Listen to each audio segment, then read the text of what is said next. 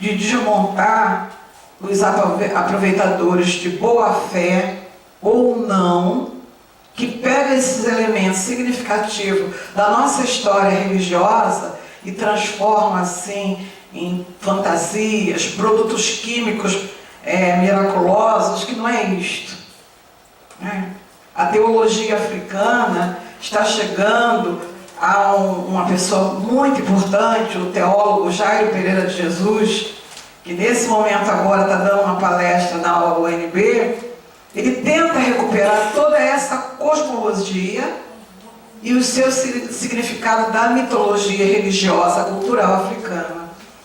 Eu só quero agradecer. Eu acho que essa condução que a Cristina Lodi, minha amiga, minha irmã, minha companheira, externaliza, me contempla. Porque eu estava assim muito trocando aqui com ela, emocionada, confusa, a academia trazendo dados significativos, qual é aquele momento político que se cria isso e o que é o que no reino da Babilônia. Parabéns, muito obrigada aí pela contribuição de todos.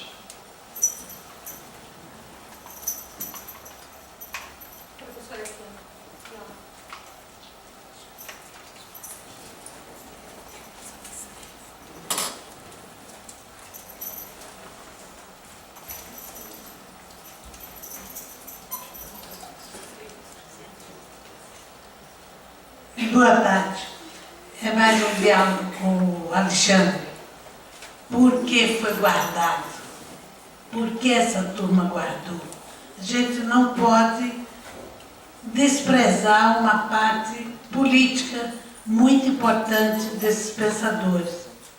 O acervo do Arthur Ramos é um dos guardiões de todo o movimento negro deste país, desde que ele começou a estudar, porque ele se articulou com todas as associações negras libertárias, com as religiões negras. Ele era Ogã, na Bahia, no Xeapó, Fonjat, e ele troca correspondência com Mário de Andrade com intimidade muito grande. E eles falam dos seus pensamentos interiores mais fortes. E eles são realmente defensores de uma colocação da cultura negra em pé de igualdade.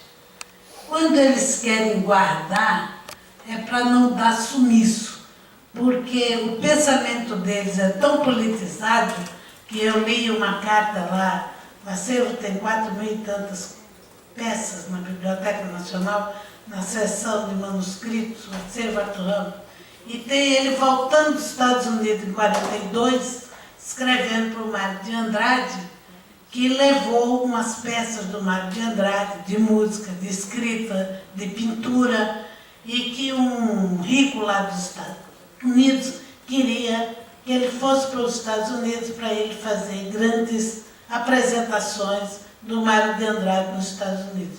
E o Arthur Ramos se oferecendo para o Mário de Andrade fazer a articulação, e o Mário responde para ele: ora, Ramos, ir para os Estados Unidos, muito obrigado pelo seu interesse, mas eu só suporto americano porque estamos aliados contra os nazistas.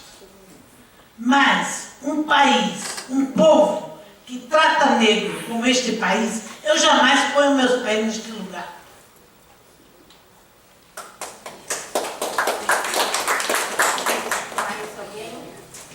A gente faz uma rodada boa e aí os professores finalizam, para que assim vai ser uma redação melhor.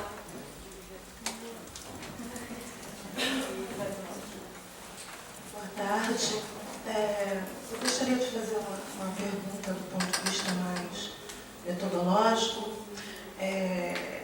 Eu terminei meu doutorado em museologia recentemente na Universidade do Porto, retornei para o Brasil agora, e estou pensando vou iniciar uma pesquisa com uma documentação dos autos do Fórum da Comarca de Londrina, onde eu moro, que está de posse do Núcleo de Documentação e Pesquisa Histórica do Departamento de História da Universidade Estadual de Londrina, e os objetos decorrentes de apreensão e utilizados como provas, né, dos processos crimes que acompanhavam essa documentação, estão de posse do Museu Histórico de Londrina.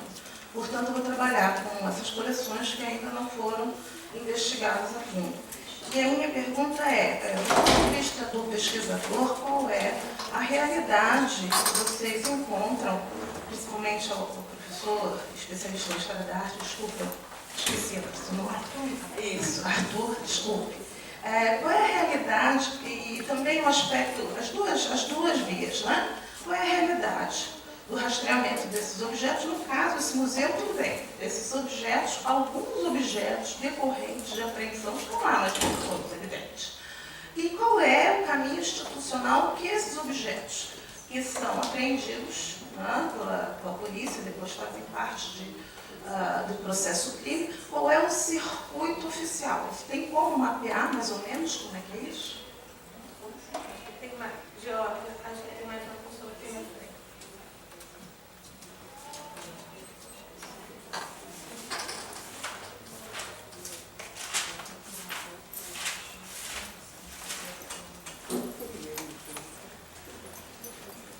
Boa tarde à mesa e boa tarde a todos. Meu nome é Pamela de Oliveira, eu sou museóloga e pesquisei a coleção de objetos sagrados que estão hoje sob a guarda do Museu da Polícia Civil a partir da ótica da museologia e da repatriação. E nesse sentido fico muito feliz de estar aqui hoje discutindo com vocês, né, porque há 4 anos atrás, quando esse tema me surgiu, era muito difícil conversar com alguém sobre ele. Então, como a Cristina e a Wanda falaram, já é muito bom a gente poder estar aqui hoje para discutir isso juntos e estar trazendo esse tema à tona, né? Porque é uma questão do povo de Santo, mas é uma questão de toda a sociedade brasileira, né? Tem que estar sendo discutido por todos, né? E aí, nesse sentido, eu só queria fazer um pequeno comentário sobre algo que a Alicia falou. Pode não, tá aqui. É que ela comentou sobre o caso da Luzia, né, que nesse caso a família não tinha interesse em receber de volta esse objeto. Mas, enfim, ao longo dessa minha pesquisa, que foi uma pesquisa de mestrado, foi uma dissertação, com todas as singularidades de uma dissertação, né, de tempo, eu busquei fazer o levantamento desses pedidos de devolução desses objetos, né? E existem outras pessoas que têm sim esse interesse de que esses objetos retornem aos seus terreiros de origem. Apesar de que, como fica muito evidente aqui pela pesquisa do Arthur e do professor Alexandre, o levantamento dessas informações também não é algo simples, né? E o que eu queria trazer, né, é que, de fato, o que está se falando quando se trata de repatriação nem sempre é uma repatriação que é objetiva, né, que é física, mas sim uma repatriação simbólica, né, de que o que aconteceu no início do século passado e aconteceu ao longo de todo o século passado, que acontece hoje ainda, né, seja repensado, né, e de alguma forma tratado e discutido na sociedade, assim, um pouco nesse sentido. Mais alguém? Então, no final. Então, a gente vai fazer um comentário para os professores. Deixa eu começar. Sim, eu só posso agradecer, porque também ouvi vocês e ouvi o Arthur, bem entusiasmantes para retomar a reflexão sobre esse tema. Agora, o que eu propus aqui é que a gente recuperasse aquele momento, né? E eu acho que isso é necessário, nós relativizarmos mais os olhares sobre essa coleção e também compreender-se essa dimensão desses signos, desses semióforos, né, no sentido como é que eles falam de nós e como que nós nos vemos nesses objetos, né, como país, como cultura, como brasileiros. Isso que nos atravessa a crença na magia. Se nós identificamos isso como um patrimônio, se isso é um traço da nossa civilização, é preciso ter um tratamento museológico, patrimonial, de acordo com esse valor. Isso não tem sido feito, pelo contrário, essa coleção de magia negra, por exemplo, foi tratada de uma maneira absurdamente equivocada pelo próprio IPHAN. Não só pelo Museu de Polícia, que tratou como material de crime. E isso não foi tombado para ser tratado dessa maneira, como está até hoje. E sofrendo, me parece, estigmas, um estigma histórico. E isso tem que ser superado, isso tem que ser ultrapassado. E me parece que o próprio Instituto do Patrimônio não está agindo da maneira que deveria agir, porque também deixa isso acontecer. Isso já deveria ter sido superado pelo próprio Instituto do Patrimônio, que na verdade é dominado por uma visão arquitetônica, é dominado por uma visão material e não simbólica, né? Então, muitos dos conselheiros do IPHAN jamais nem aceitaram essa ideia, porque, veja bem, na época em que foi tombado não havia ainda o Conselho do Patrimônio. Então, hoje em dia, uma proposição dessa teria muita dificuldade em passar pelo Conselho do IPHAN.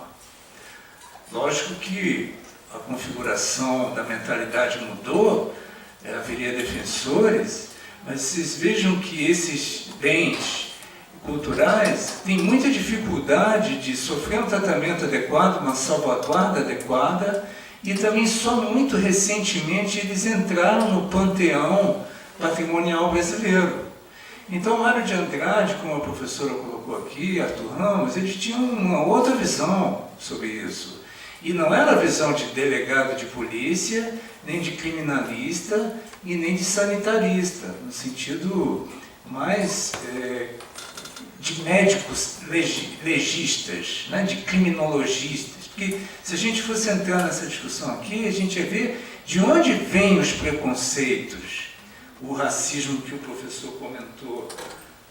Né? De onde vem isso? Vem da Europa e vem de uma série de teorias pseudocientíficas que atravessou a polícia brasileira e a medicina legal brasileira. Então, a gente precisa ter realmente em vista uma posição diferente, uma atitude diferente, e que isso, e o próprio Instituto do Patrimônio mude sua atitude. Me parece que é preciso ir mais à frente. E o tratamento dado a essa coleção me parece totalmente equivocado. E não merece isso, não merece esse tipo de coisa, esse material, esse conjunto. E eu gostaria muito de agradecer, aprendi muita coisa aqui. Muito obrigado. Não sei se são as palavras finais? Eu não sei se...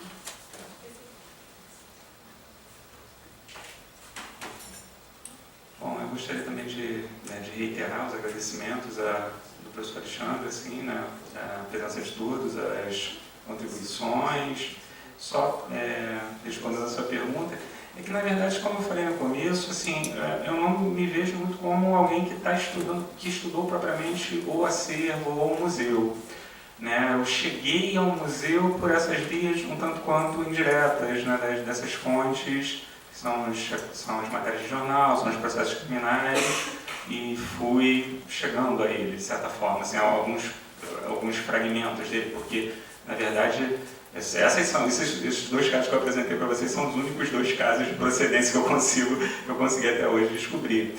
Não vi nenhum momento, assim, não encontrei nenhum momento algo que explique qual é o trâmite desde o momento em que os objetos são apreendidos e que aí eles passam lá tem um auto, né, da apreensão que os descreve, vai ter uma perícia, sobretudo a partir do final dos anos 20, uma perícia relativamente rigorosa que vai citar referências teóricas e é engraçado que usualmente quando os peritos vão tentar explicar a religiosidade afro-brasileira, eles citam teóricos cubanos, sabe? O Fernando Ortiz, é incrível, assim.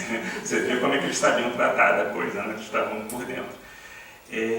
Mas não tem como saber, eu não descobri nenhuma, como é que isso chega, por exemplo, ao museu, né, ao que a instituição, não tem esse trâmite.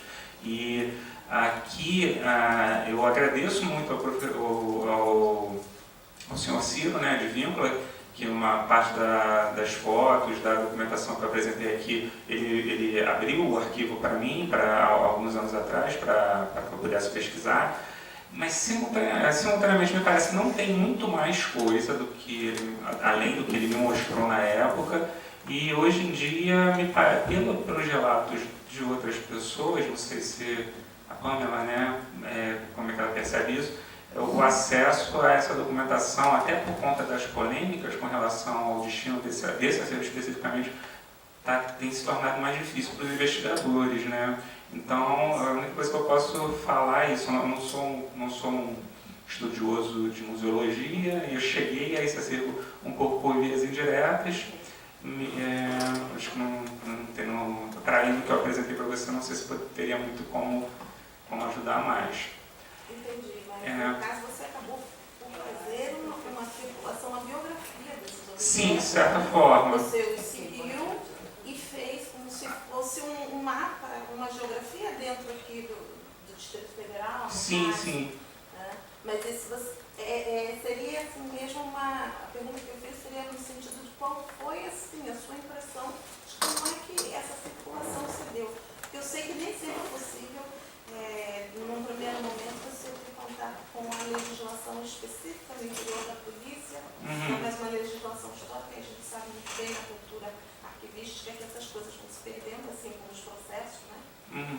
Mas o curioso é que mantiveram, isso foi muito curioso, né? Eles não jogaram fora essas peças, porque outros documentos estavam dentro dos processos, fotografias, como assim, temerários ou não, eles resolveram que era melhor guardar, entendeu? Não se sabe se guardaram tudo, mas não se desfizeram das peças. Não, tem alguns processos que possuem, foram fotografadas